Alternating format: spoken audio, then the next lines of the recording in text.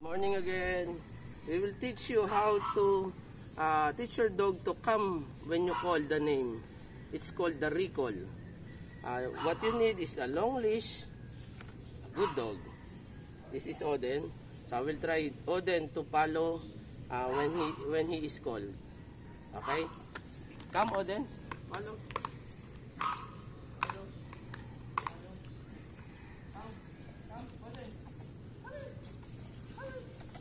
Come, Oden.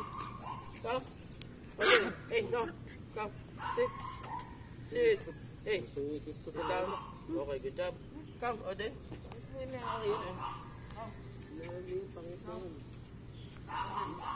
Hello. Oden.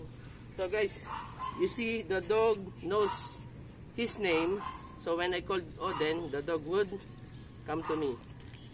It is not easy, but with the constant training, like Oden, I've been training Oden for almost a week every day, so the dog knows when to come when I called him. Important, you need a long leash, because if you don't have the long leash, the dog would run away and you cannot call the dog, and the dog would go anywhere. But this one, the long leash, when the dog is not coming, you just pull it.